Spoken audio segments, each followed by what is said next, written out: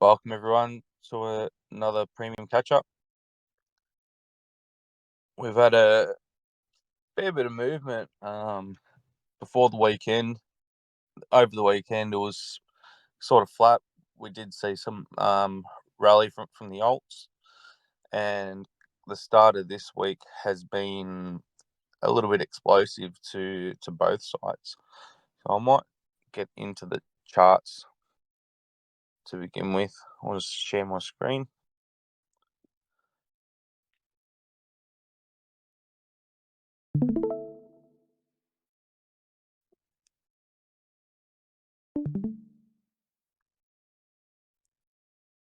All right, I'll jump into Bitcoin to begin with.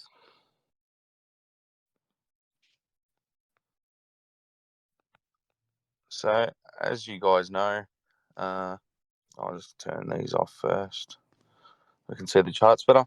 All right. So, as you guys know, I posted up about these levels last week, just saying that we want to get back above these resistance zones to start confirming some upward movement or some change of trend. The reason why is we can see over here, this line, this bottom line acted as support on this falling knife, bounced up, broke through.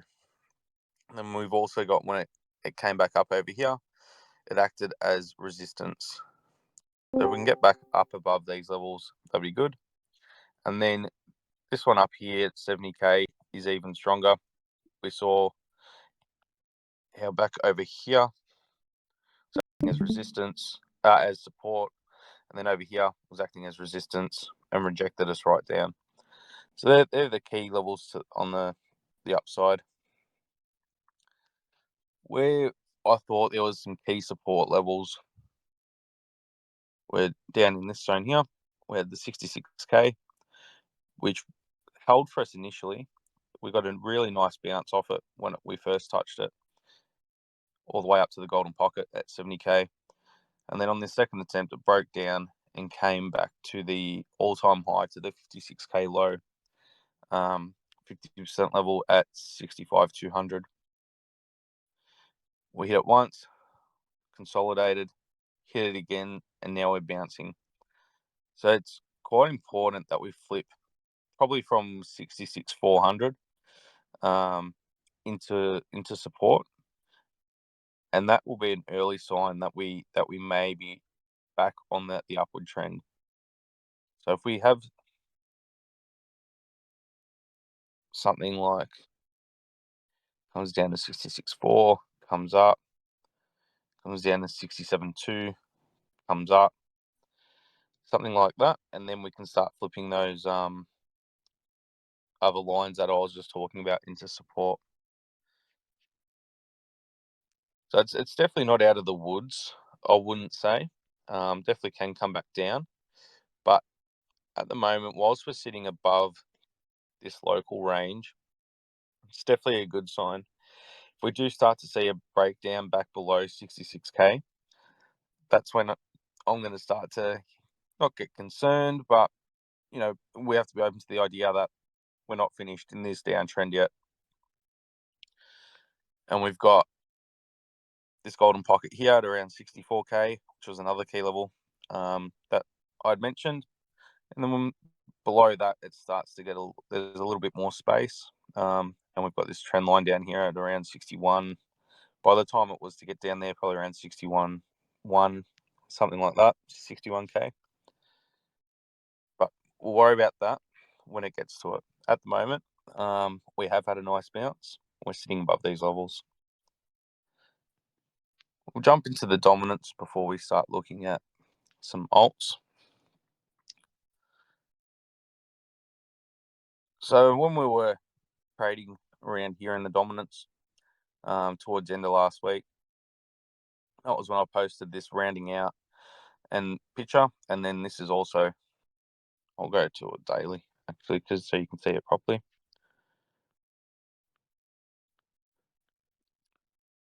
So that's the resistance at 56%. Looked like it was rounding out, and we got the sell off over the weekend, or the drop over the weekend. It has had quite a strong bounce today, which is a little bit concerning, but it's not too bad. The reason being is we did get 3 red days at the top. I haven't really checked to see if this is proven for the dominance like it is for, say, BTC. But we did get the three reds, so we can expect a bit of a bounce.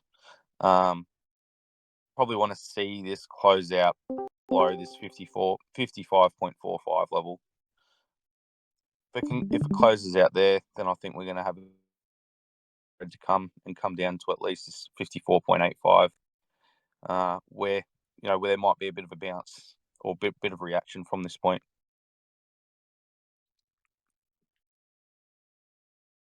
Moving into NEAR. So it came down. Well, we'll back up a little bit here.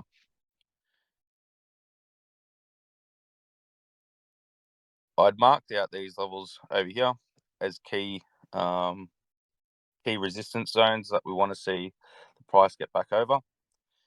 It did get back over it momentarily yesterday before the weekly close, but was unable to hold, rejected straight back under, and then came up to test, rejected, and then we ensued into the sell-off. It was something that I was fearful of. I really wanted to see it get back up, get above, test, and take off, but it just didn't happen. Into the downside, I had this zone here marked up as a key level to be watching, and it striked it beautifully. Bounced off the entire range, 50% level, which is from the low set at 90 cents or whatever it was, up to the high at $9.20 or thereabouts. That's a 50% level. It's bounced very nicely off it. So we want to see that hold. We want to see, $5.25 hold around there. Can probably come down. See, this hourly candle doesn't have any wick to the downside. So we could even see it come down and just grab the liquidity below this candle. So, better 5.17 thereabouts. But we definitely don't want to see any type of closing down here in the purple box. I'd probably start getting a little bit anxious if I saw a 15-minute close. Definitely be getting concerned if I saw an hourly close down there.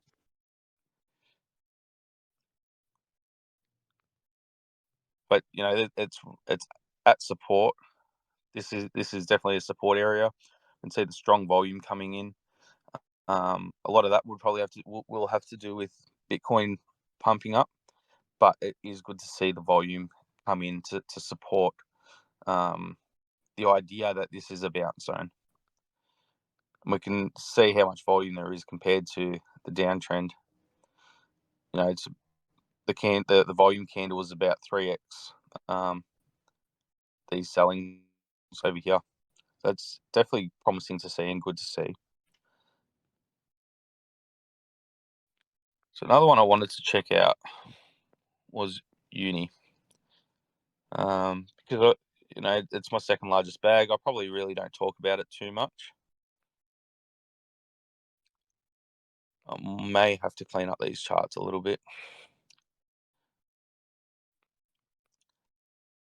So this big run up here was when Uni had announced that they were going to be doing a governance vote for sharing of the fees that they get from their DEX with Uni holders, and it saw a massive pump up. It went 3x, or just over 3x, really.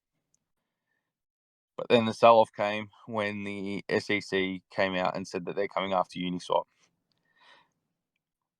And that was when we came back and retraced the entire move. And now we're starting to come back up again. So from this low here at $5.70, back in the middle of April when most alts hit their lows. It's up, 2x from that point. So it's actually in a pretty good position based on that. Even comparing to Near's only up about 20% from its low that it made. So to be up 2x is pretty good, and I think that this trajectory is going to continue on. We are starting to see a bit of resistance though, as we can see here. Every time we come up to around that $11.50, it rejects down. We did get up to $12.50, but it was quickly rejected down. Really want to see this $10.30 level hold. Don't want to see it coming back down below there. So where it's currently sitting at $10.96, I think that's fine, and I'm happy to be in a position here on uni in the short term. And there's a lot of lines, but we want to see this $10.60 level hold. It's a very local 50% level. As we know, above in the green, we're strong. Below in the red, we're showing weakness. So uni's got a lot of strength on it at the moment, with 50% levels from different ranges overlaying each other, and it's in the red on all of them. It's in the green on all of them.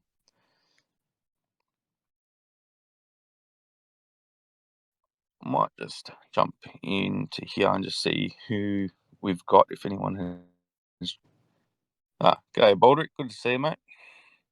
I knew you were coming. I don't think you missed too much.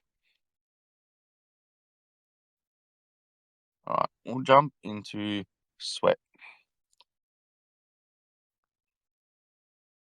So sweat, it's no hidden secrets. Has definitely been a concern for me. Back when we were trading around the 786, I was saying that I believe it's increasingly likely that we're going to come down and test this horizontal line, which has more or less happened. It hasn't touched it exactly, but it's gotten pretty damn close at 6376 there. And the horizontal line is 6283. It can still probably touch it. I really don't want to see it get below this level.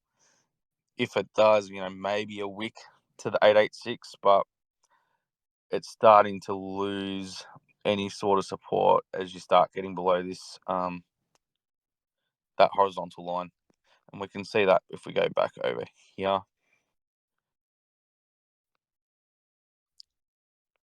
So this horizontal line has been quite pivotal back when we were coming down to form the low, and then also coming out of the low. We saw it hold as support, then we saw it hold as resistance, and then again we saw it hold as support once it got flipped. So it is extremely important. But back down at these levels, there really isn't a lot to sort of go off. There is this 5483 where you could argue was support and resistance, I suppose. But there's not a lot to go off. I'd much prefer this horizontal line as being a extremely key level to be keeping an eye on, because if we do start getting below it, then it's really not looking good. However, to the upside, there is a lot of short-term upside, because it has been a bit of a falling knife. So if we were to get a bounce off of here, we could expect a decent rally up to 0.0085. There's not a lot of structure in this fall down, so it can quite easily have a V-shaped recovery to come back up. But it's only been quite, I suppose, narrow-minded or short-term thinking, because when we go out to a weekly chart, there is a lot of overhead resistance. I might just delete these so we can see the chart a bit better. There is a lot of overhead resistance to start getting up above. So that's now going to be another resistance area at 0.0085. Then we've got rejected at 1 cent, and then we've got these horizontal lines, and I haven't even drawn a fib yet. So there is a lot of overhead resistance for sweat. Um, the good thing with the alts, it doesn't take a lot of, like these low cap alts, it doesn't take a lot of liquidity to get them moving. They can slice through these levels with relative ease. But yeah, they just need a big injection of volume to come in to overcome it. Whereas a lot of the larger caps, they need a lot more money coming into them to overcome levels like this. So at the moment, bearish, have to be bearish. Just given where it is, where it's come from. But at some point, it's going to start rounding out and coming back around. We're starting to get about 12 months on from when it made its low back here. Oh, we're actually exactly 12 months on from when it made its low. So, that could also be a bit defining too. We do see some correlations with 12-month periods in trading. For instance, with Bitcoin, it made its all-time high in November 2021, and it made its low, its bear market low in November 2022. So, there is some correlations with time periods here, and hopefully we're seeing one with sweat. Because the alternative isn't great, but it'd be great to see it get a bit of a V-shaped recovery out of this zone that it's in. I'll just jump over and see if there's any comments. You can count on me.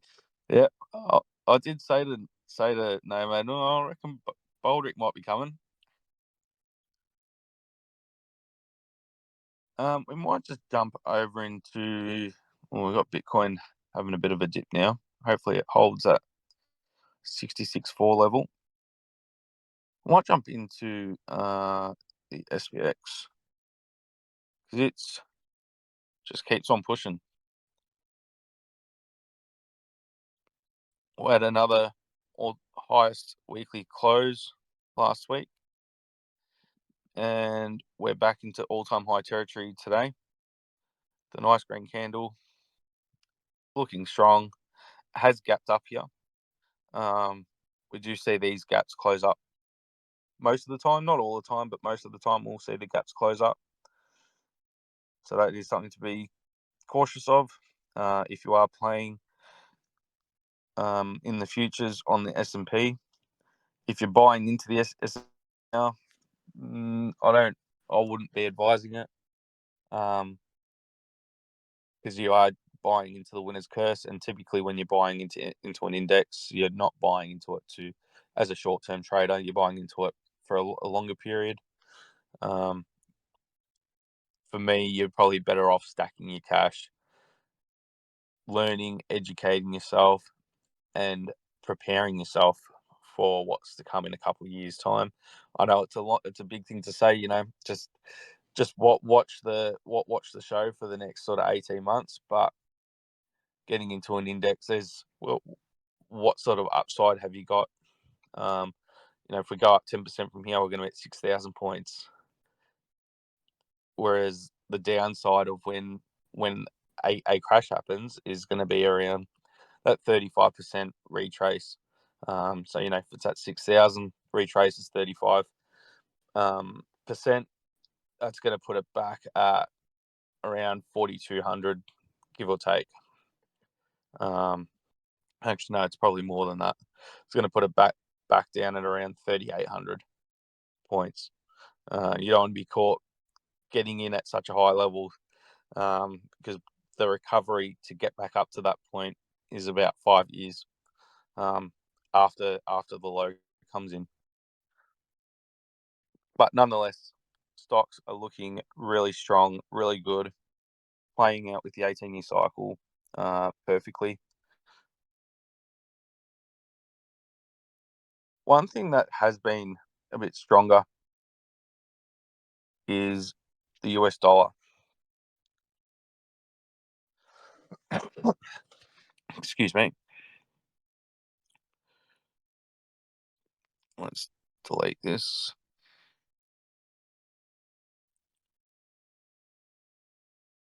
So it is on a macro look. It is has formed a lower high, but it is still hanging up in the range. Um, it is. It could be putting in a bit of a top at the moment, actually. So we've got the the lower high over here. Sorry, retraced. Now it's coming up, and it's getting some resistance from the bottom of this range over here. So for this downtrend to continue, want to see it sort of come down below 104, and that will give us confirmation that the US dollar is weakening. But at the moment, it is still strong. Above that 105 level is still strong. You can see it was resistance here, support over here. So whilst it is above that level at 105, it's it is still strong, but it's sort of stuck in a bit of no man's land because you've got the underside support and the overside resistance, and it's in a very tight range. My gut feeling is that it is going to continue down. That's what sort of happens towards the end of these land cycles. But it doesn't mean that we're not going to get some short term pain to the upside first before it does continue down. Um, it doesn't help when you've got ECB, Canada, etc., dropping their interest rates because that does naturally strengthen the US dollar because they're holding their rates up. So you can get more return for your money over in the States, which is why the US dollar gets stronger. People will flock to where they can get the highest return. So if we do see a Fed cut in September, that's definitely going to show some weakness here. But I think that that's going to be a bit more of a political stunt, if anything, if they do cut rates in September. So for the US dollar, it's just a bit of a wait and see. We can get an inkling of the direction depending on which way it goes. If it drops below 105, or if it starts getting up above that 105.8 level. And if it loses this 104, that would be confirmation on the US dollar going lower, and that's probably over a medium term frame. Because then the next key level that we've got is over here at 102.4. That's the high low, and then we've got the lower low at 100, or sorry, the other high low at 100. It's actually not a bad chart I've drawn there. Parallel channel. We'll just have a look. So the Dixie it's a measure of the strength of the US dollar. It's largely against the euro. I think the euro is about 60% weighted in that in that index. Canada, the Canadian dollar also plays a large role in it. I'm pretty sure the yen is involved too, but then you have like your smaller currencies like the Aussie dollar's not involved in it. I'm pretty sure the your Chinese yuan's not involved in it either. GBP, it may. Oh,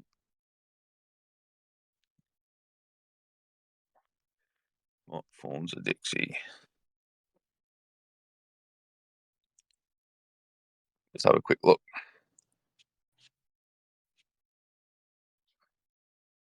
Yeah, the pound sterling's in there. But as you can see from this, the euro is like 57.6%. The yen has a pretty big chunk of it too. Sterling's there at around 12%. Swedish krona. Okay, so yeah, that's pretty much the table of what forms the Dixie.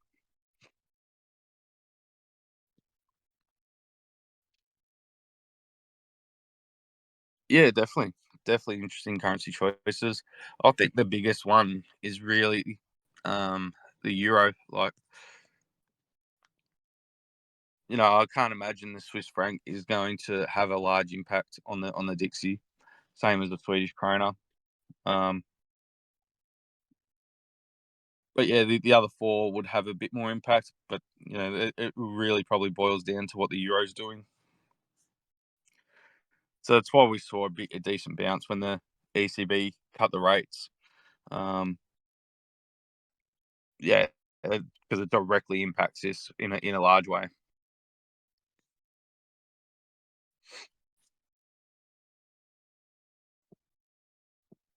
Was there anything you wanted me to have a look at specifically, Baldrick? Maybe just while you're typing, I might show you something.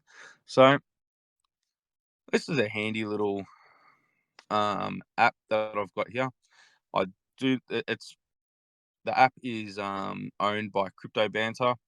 I do not advocate for Crypto Banter in the slightest way. If you've got a feeling that you might want to watch them, I suggest you throw your phone in the closest river. They're the biggest team of scammers that I've seen that just sell on their following. I cannot speak more low enough about them. However, this app is pretty good. I actually like their app. It's called Banter Bubbles. You can create custom bubble lists with the tokens that you're following, and you can change the time frame that you're looking at it on. So I like to get rid of the memes or the tokens that I don't particularly care about. At the moment, we're looking at it on a yearly, the yearly chart, and so this shows you what's uh, performing and underperforming in the top 50 cryptos. It's not really. I wouldn't say it's from coin marketing like that, but it gives you a good roundabout idea. Um, you can also create custom listings with just the tokens that you follow. It's not an exhaustive list, but it's got enough. You can change it down to a monthly. So on a monthly, we can see Uni, which we spoke about, is doing really good. CAS has been another really strong performer.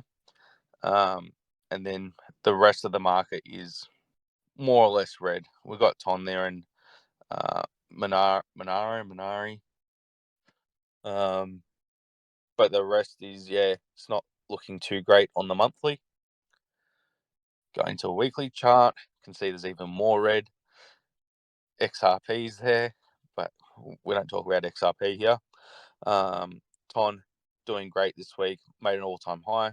Uni's there as well, so that's holding up pretty good. You can go out to a daily, and it's just red everywhere. And then we can go out to an hourly as well, and you can change what you're looking at too. I don't really play around with this too much, but it is handy to look at. I normally will typically look at like the top 50 or top 100. Like you go into the trending tokens, and these are probably 99% scams that are sitting in here. But yeah, definitely something handy to just to have a quick look, see what's going on. I like to look at it on the monthly chart, see what's been performing well, what's holding up well, and then even on the yearly chart, see what's underperforming. So we've got Matic is looking pretty bad. Adam, may it rest in peace. Um, Arb is doing quite poorly as well. And then in the bottom left corner, we've got Hex, um, the scam coin, and its counterpart Pulse. So, yeah, something interesting and different.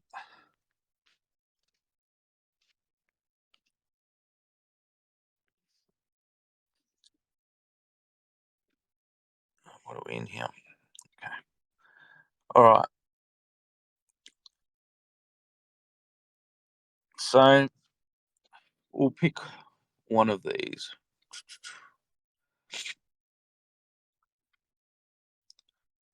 Um,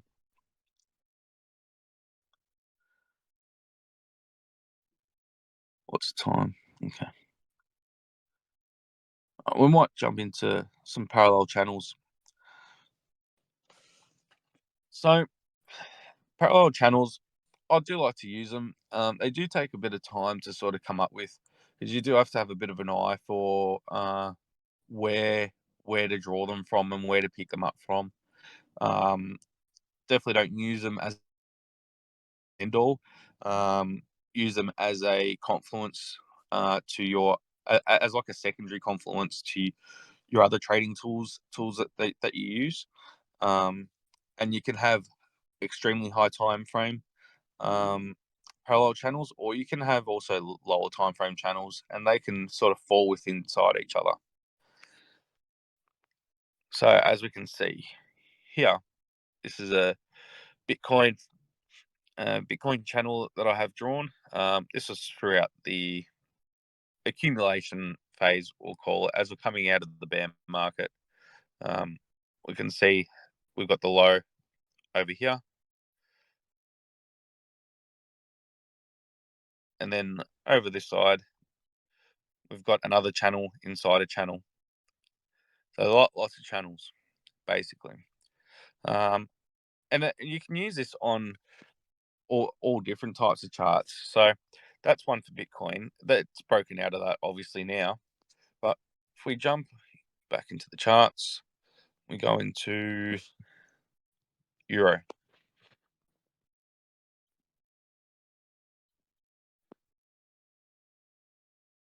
So this, maybe if I flip my screen, might be better. Full screen mode.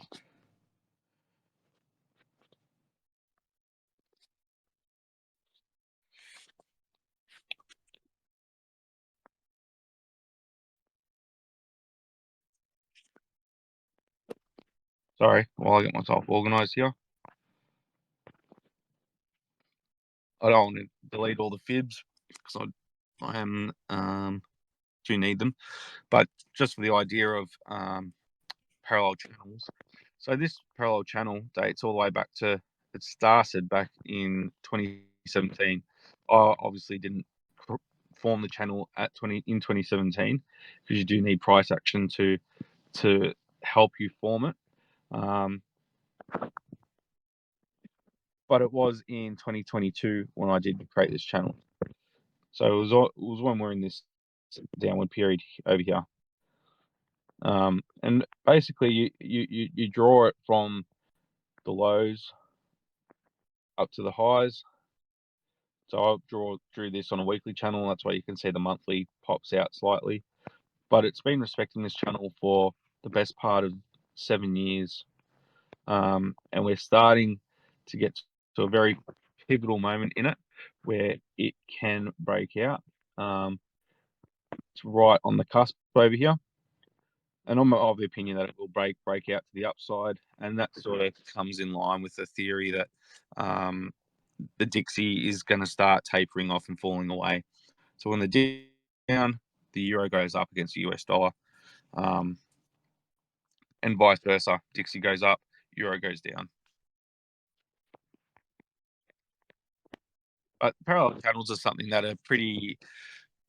I suppose that they can be hard to spot at first, but once you start playing with them, um, you can start finding them in lots of different places, and you've got to be cautious of the time frame that you're playing with them on, because you know that the shorter the time frame, the more likely it is that it's going to break out of the channel, and you can use that as a means of like breakout trading if that's what you want to do.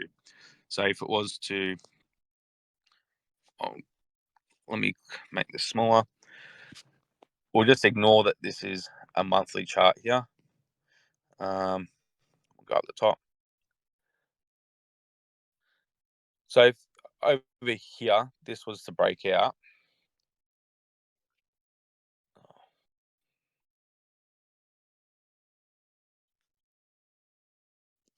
and we saw something like it pop right out, and then it comes down tests the top of the channel, and then takes off again. So you could become a breakout trader like that. So after it broke out, you would set up your. Let's get right in there. We get a long short tool.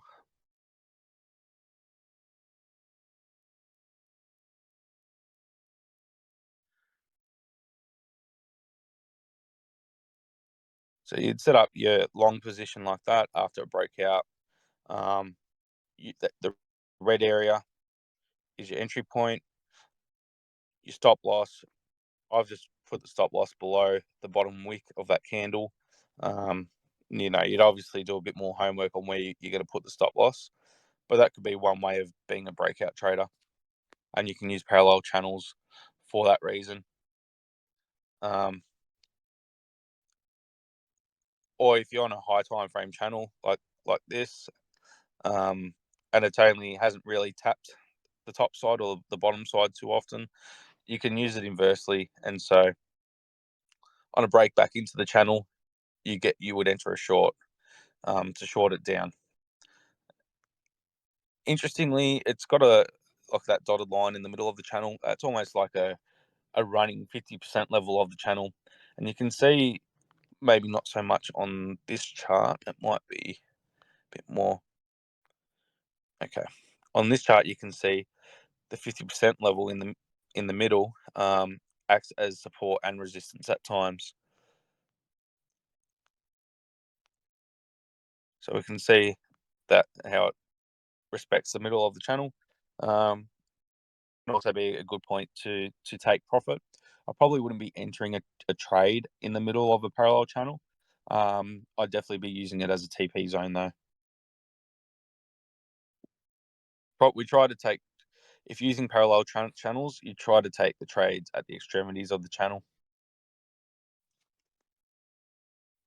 But you can't take those trades without a stop loss, because if it does break out of the channel, it's going to be taken off. It's going to be going hard.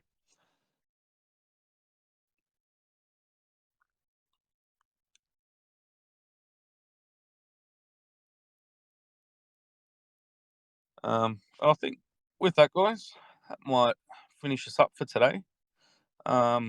Next week, I may be able to do some. I think around lunchtime, maybe early lunchtime, over in the UK.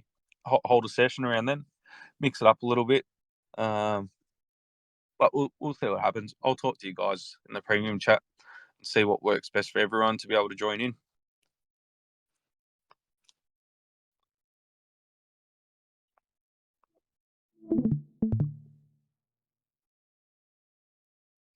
Yeah, no worries, Baldrick. Look, mate, if it's pretty much just going to be yourself, that's jumping in, I'll just do it whenever, like at this sort of time. But yeah, if the other guys can able to make it, then I'll mix it up a bit. So, but yeah, I'll catch you guys later today and during the week. Until then, have a good night and good to see you.